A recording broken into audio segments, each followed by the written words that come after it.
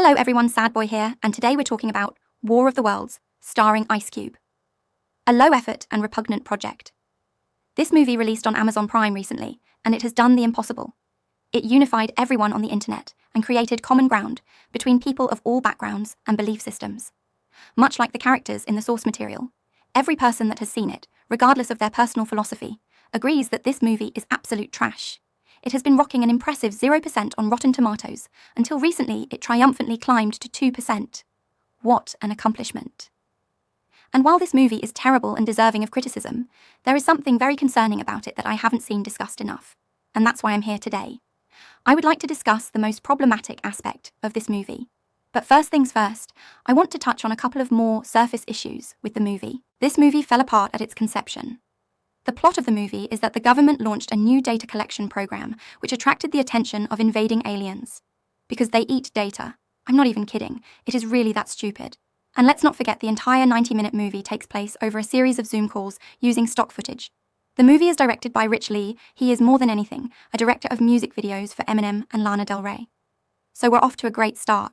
I feel like they picked a music video director because he should be able to do a lot with a minuscule budget, which this definitely had because the small amount of effects they have look awful, but he really didn't manage to put anything worth watching together. Two performances in this quote-unquote movie stand out as particularly terrible. Devon Bostick plays Ice Cube's insufferable son-in-law, whose sole purpose is to act as a living advertisement for Amazon Prime. He shamelessly plugs Amazon products and services during a literal apocalypse while his pregnant wife is near death. He's barely in the movie, but you couldn't imagine the disappointment I felt when he survived. Then there's Ice Cube. His line delivery is robotic, and at points he sounds like a dyslexic person struggling through reading a sentence for the first time. You could describe his delivery as the audio equivalent of Uncanny Valley. It sounds something like a person, and is almost how a person would talk, but it's just kind of off.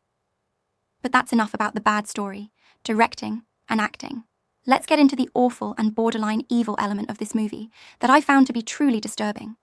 This movie acts solely as propaganda for big tech, both in product placement and normalization of unethical organizational behaviors. The product placement was heavily handed to the point where it actually generated plot holes that the movie never chose to address. During the invasion, we learn that all satellites are knocked out, GPSs don't work, communications are down, and for some reason they constantly mention Facebook is down. But Starlink works, X works, Amazon Prime works, GPSs in Teslas work, Tesla's self-driving works, Zoom works, and FaceTime works. Which is good because nearly every phone call in this movie is a shaky video call. They never even try to explain these inconsistencies.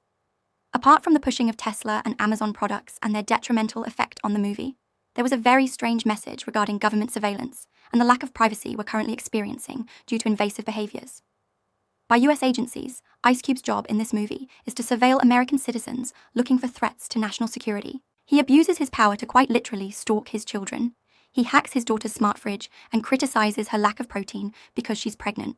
He accesses his daughter's private messages with her husband, and at one point even messages the son-in-law pretending to be her.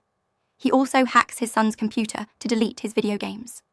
The movie justifies this behavior by establishing that he is like this because his wife died, so you should feel sympathy for him.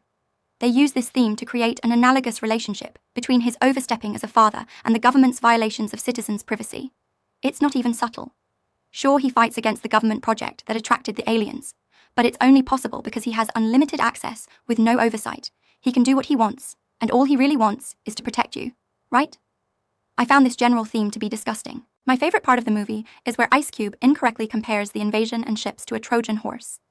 A scientist tells him that the giant creatures are more like transporters that access data centers, and then little bug aliens go in and eat the data. He responds, "Oh, so they're like a Trojan horse." No, Cube, not at all correct. A Trojan horse describes something nefarious being accepted because it's packaged as something positive. Kind of like a movie that pretends to be intended for entertainment, but is instead pushing support for big tech and government surveillance. My review of this movie couldn't be worse. I hated it and could have talked about this movie for longer than the 90-minute runtime, which I guess is the only positive part of this movie. They didn't make me watch more. This is easily a 0 out of 5. I never want to see it again.